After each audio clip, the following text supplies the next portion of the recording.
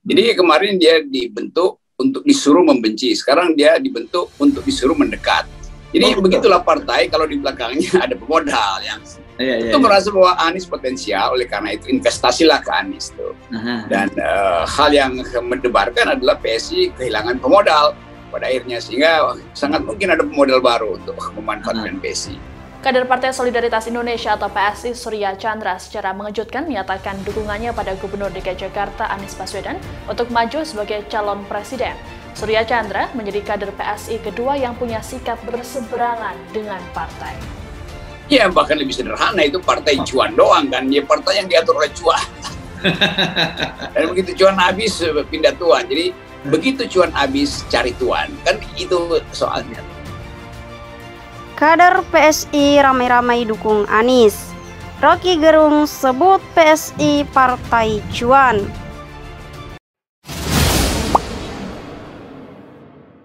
Jadi kemarin dia dibentuk untuk disuruh membenci, sekarang dia dibentuk untuk disuruh mendekat. Jadi begitulah partai kalau di belakangnya ada pemodal yang itu merasa bahwa Anies potensial, oleh karena itu investasilah ke Anies tuh. Dan hal yang mendebarkan adalah PSI kehilangan pemodal pada akhirnya, sehingga sangat mungkin ada pemodal baru untuk memanfaatkan PSI. Jadi di partai yang sebetulnya dulu saya banggakan betul, saya ikut mensponsori pendiriannya karena anak-anak bagus sebetulnya. Ternyata ya sampai di situ aja. Jadi fungsinya memang cuma untuk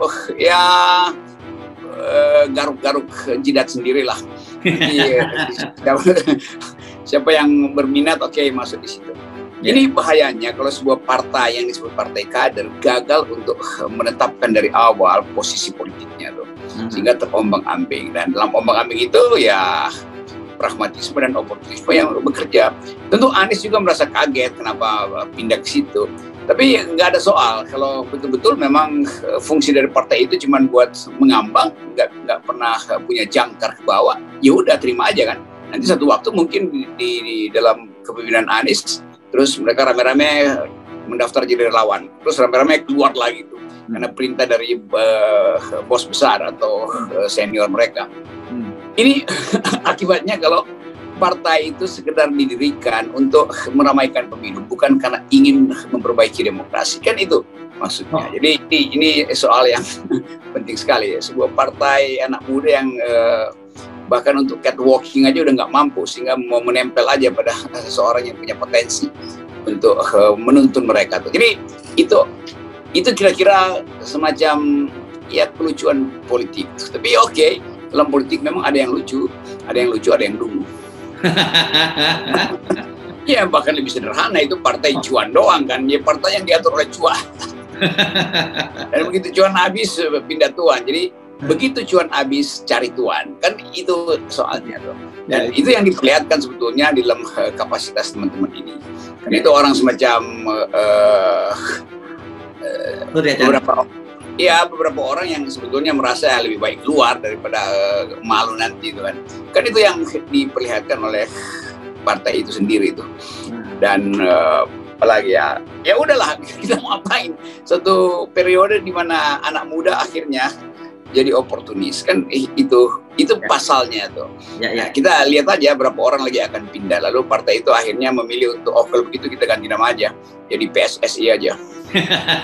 Karena bisa dipakai buat taruhan kan, itu lebih kita tempatkan dalam dua arah, ada pull faktor, ada push faktor itu. Tentu saja lebih kuat push faktornya.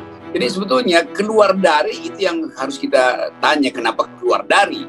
Kalau masuk ke Anies itu masuk akal, memang semua orang ingin masuk ke di-pull oleh integritas Anies. Tapi kita mesti tahu kenapa dia keluar ya, di-push oleh siapa itu, apa faktor yang membuat dia keluar dari situ. Atau mungkin memang disuruh keluar, lalu pindah untuk ngintip macam-macam lah. Tapi fakta-fakta ini memperlihatkan bagaimana yang disebut kader itu sebenarnya nggak punya jangkar pada rakyat kan. Kan perintah politik bisa berubah-ubah sesuai dengan naik turunnya harga sawit misalnya tuh.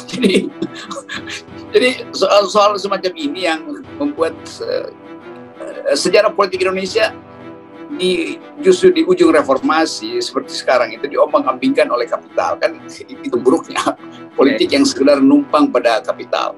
Kalau harga sawit jatuh ya itu artinya dana-dana politik habis. Kalau harga sawit lagi naik itu memungkinkan orang berpolitik lagi. Jadi itulah nasib PSI, sejajar dengan harga sawit. Jadi kalau Surya Chandra, ya tentu kan itu saya bilang push faktornya apa yang membuat dia keluar dari itu apa? Tentu ideologis pasti kan.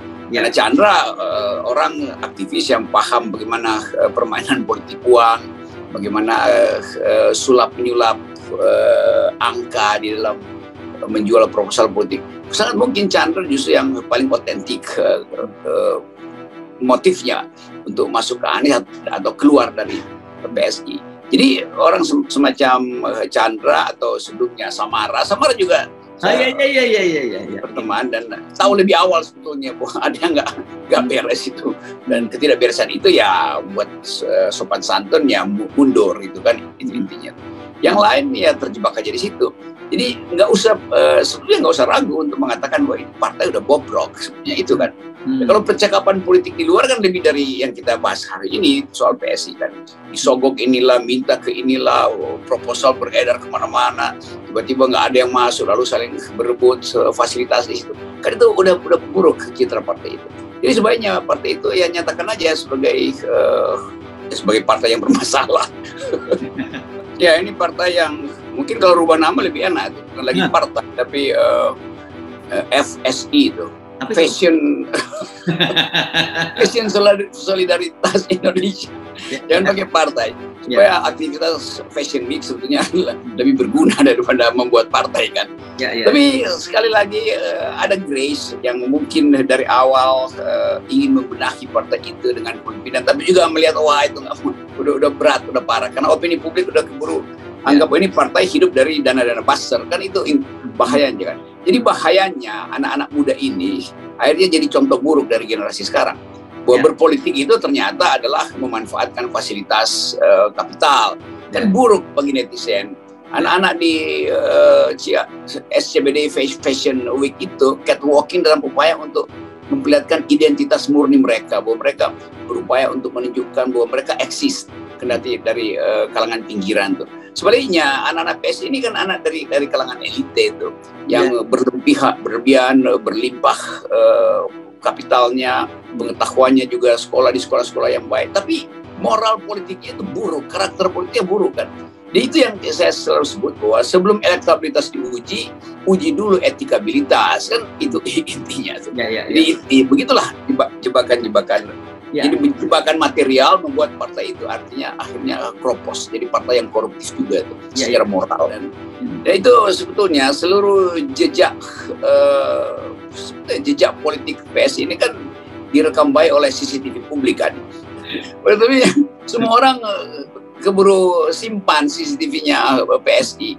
Jadi apalagi yang mau dijadikan sebagai upaya untuk rebranding. Nah, rebranding kan mestinya ada sesuatu yang betul-betul menggugah ulang reputasi dari partai itu. Kalau partainya udah di dasar rebranding ya nggak mungkin diungkapkan kembali itu. Yang terjadi adalah dibully lagi tuh, rebullying nantinya tuh. Jadi sebaiknya nyatakan aja bahwa partai itu bubar. Itu saya kira itu lebih terhormat, dan mengatakan bahwa kami gagal untuk mempertahankan integritas, kami gagal untuk memberi contoh pada milenial, kami gagal untuk membuktikan bahwa kami adalah kalangan yang berpikir. Jadi semua kegagalan itu dibuka aja.